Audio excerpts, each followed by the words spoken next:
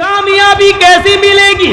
الا فتحت لہ ابواب الجنت الثمانیہ، اللہ کے نبی فرماتے ہیں اس آدمی کے لیے اللہ تعالی جنت کے 8 دروازے کھول دے گا۔ قیامت کے دن 8 دروازوں پر فرشتے کھڑے ہوں گے اور کہہ رہے ہوں گے اے اللہ کے نیک بندے، تیرے لیے 8 دروازے کھلے ہیں، تو جنت کے جس دروازے سے داخل ہونا چاہے ہو جا، تو جنت کے جس دروازے سے جانا چاہے چلا جا، تیرے لیے جنت کے 8 دروازے کھلے ہوئے ہیں، تو جنت کے جس دروازے سے جانا چاہے چلا جا۔ جس کے لیے جنت کے 8 دروازے کھل جائیں اس سے زیادہ کامیاب مومن کوئی ہو سکتا ہے؟ لیکن وضو اچھی طریقے سے بنانا پڑے گا، وہ والا نہیں مارا ہوں۔ اچھے وضو میں ایک چیز اور شامل ہے، کیا ہے؟ 3 بار جب ہم چہرہ دھل لیں، سنیے 3 بار ایسے کر کے چہرہ جب دھل لیں تو 3 بار چہرہ دھلنے کے بعد پھر 1 چلو پانی لے کر الگ سے 1 چلو پانی لے کر داڑھی میں ایسے ڈالیں اور پھر ایسے کریں، یہ داڑھی کا خلال یہ ایسے الگ سے 1 چلو پانی لے کر 3 بار چہرہ دھلنے کے بعد پھر 1 چلو پانی لے کر داڑھی میں ڈال کے ایسے ایسے یہ داڑھی کا خلال کریں۔ لیکن داڑھی کا خلال وہ کریں گے جن کی داڑھی والے بنے بیٹھے ہیں، ان سے تو کچھ کہہ ہی نہیں سکتے ہم، وہ تو بیچارے 1 چلو لیں گے، کس کا خلال کریں گے؟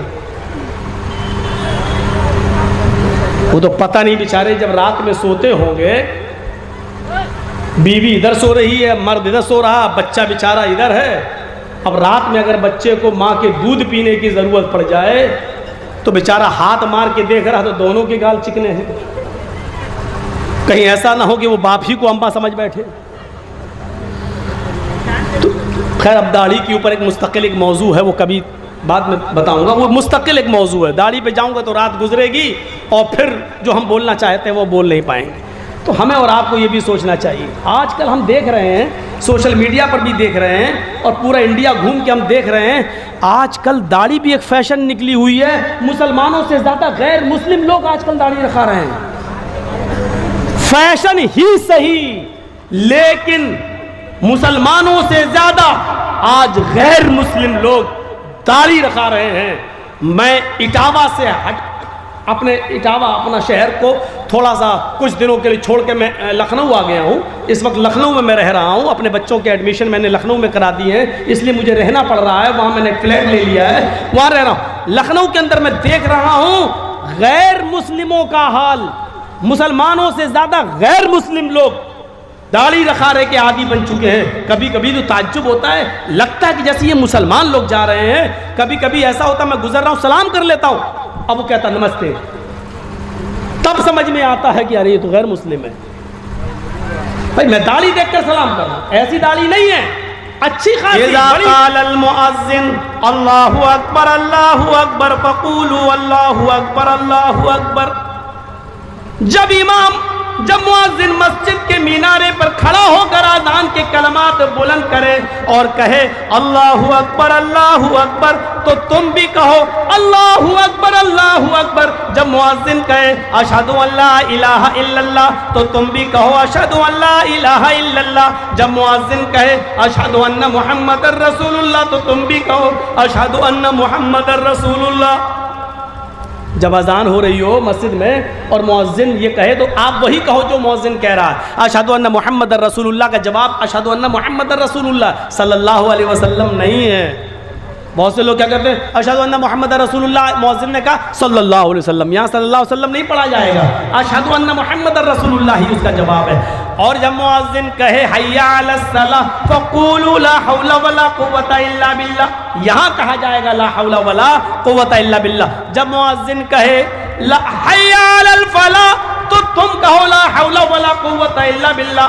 حی علی الصلاۃ حی علی الفلاح پہ لا حول ولا قوۃ الا باللہ، اور پوری اذان ہو بہو اسی طریقے سے مؤذن کے کلمات کو دہرانا ہے۔ اس کے بعد انعام کیا ہے؟ فرمایا جس نے مؤذن کے اذان کے کلمات کو دہرایا ثم قال اللہم رب هذه الدعوة التامة والصلاة القائمة آت محمدا الوسیلہ والفضیلہ وابعثه مقاما محمودا الذی وعدتہ، جس نے یہ دعا پڑھ لی مؤذن کے اذان کے کلمات دہرائے اور اس کے بعد یہ دعا پڑھ لی. اللہ کے نبی صلی اللہ علیہ وسلم فرماتے ہیں یہ کلمہ، یہ دعا پڑھنے کے بعد مؤذن کے کلمات دہرانے والا اور یہ دعا پڑھنے والا قیامت کے دن جہنم کے دروازے پر بھی کھڑا ہوگا.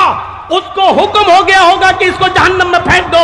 ایسے انسان کے لیے بھی حلت لہو شفاعتی یوم القیامہ، قیامت کے دن اللہ کی طرف سے میرے لیے شفاعت حلال کر دی جائے گی اور مجھے اجازت ملے گی کہ ایسے انسان کی میں سفارش کروں اور شفاعت کر کے اس کو جنت کا مستحق بنا دوں. لہٰذا میں ایسے شخص کے لیے قیامت کے دن شفاعت کروں گا اور اللہ میری شفاعت کو قبول کر کے اس کو جنت میں داخل کر دے گا. اس سے بڑی کامیابی کیا ہو؟ حضرت ابو ہریرہ فرماتے ہیں ایک دیہاتی اللہ کے نبی کے پاس آ گیا.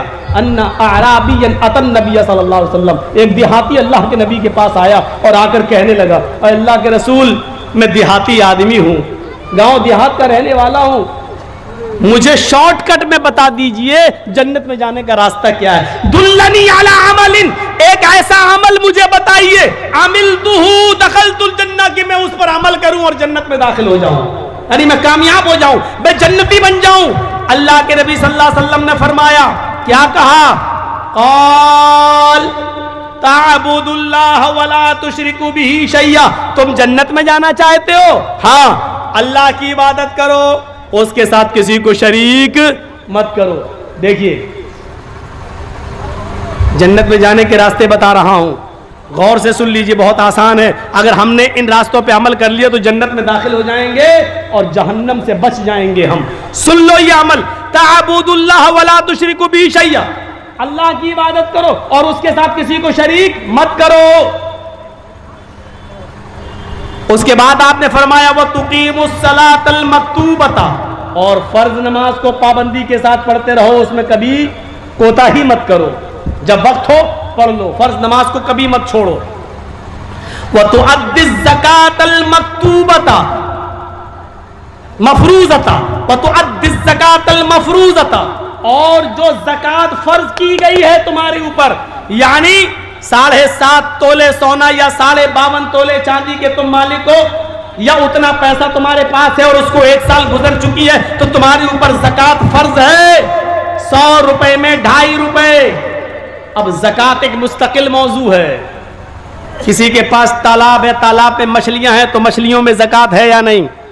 کوئی آدمی تالاب میں مکھانے کی کھیتی کرتا ہے، اس مکھانے پہ زکوٰۃ ہے یا نہیں؟ کوئی آدمی کوئلے کا دھندا کرتا ہے، کوئلہ لاتا ہے، اس کوئلے پہ زکوٰۃ ہے یا نہیں؟ یہ زکوٰۃ کا ایک مستقل ایک موضوع ہے.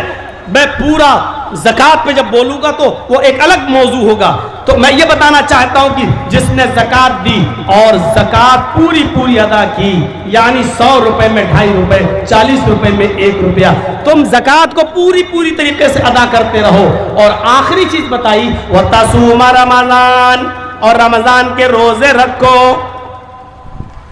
اس نے کہا وَالَّذِي نفسی بیدی لا ازید علی ھذا ولا انقص، اے محمد صلی اللہ علیہ وسلم قسم ہے اس ذات کی جس کے قبضے میں میری جان ہے.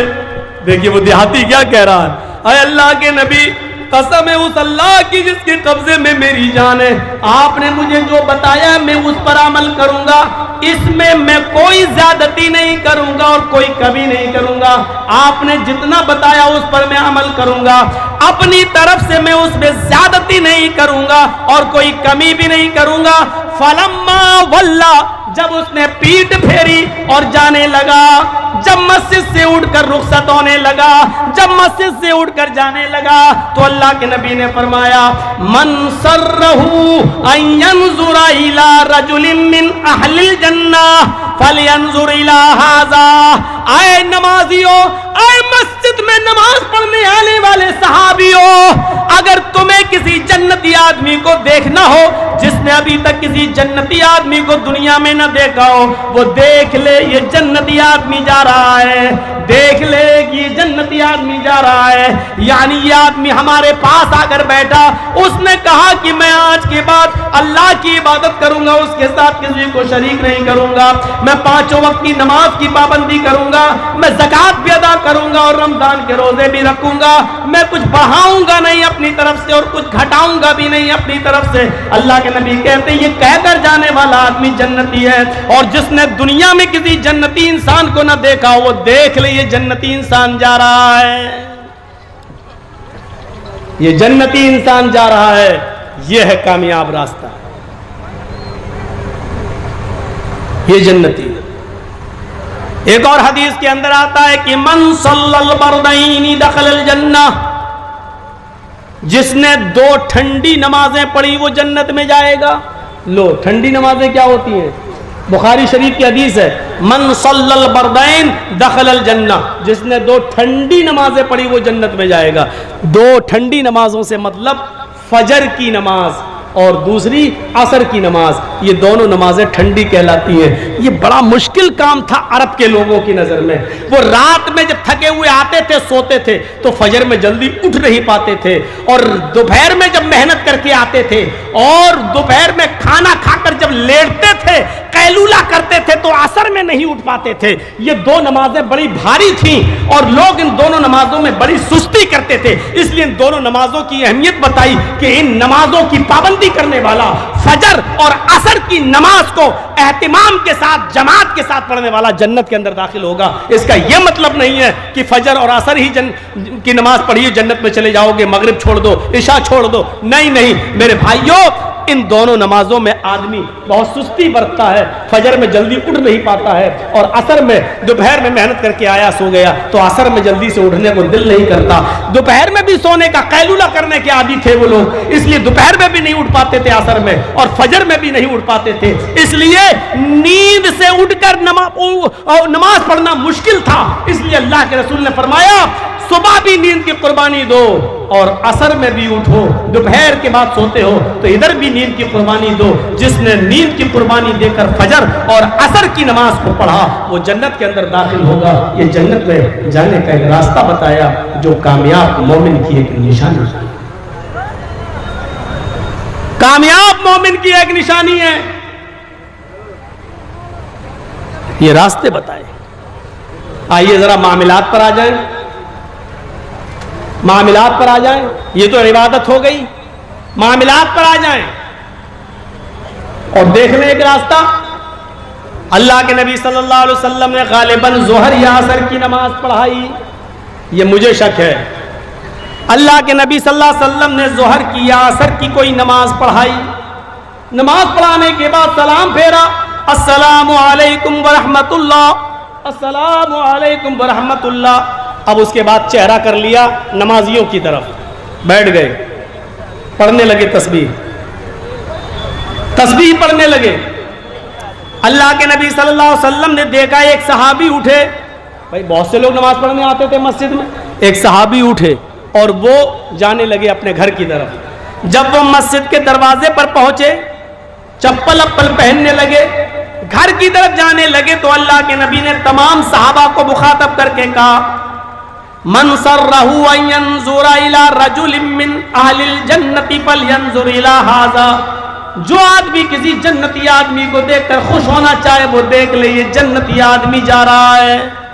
پیچھے مڑ کر صحابہ نے دیکھا تو وہ کون تھے؟ حضرت ابو سعید خدری رضی اللہ تعالی عنہ۔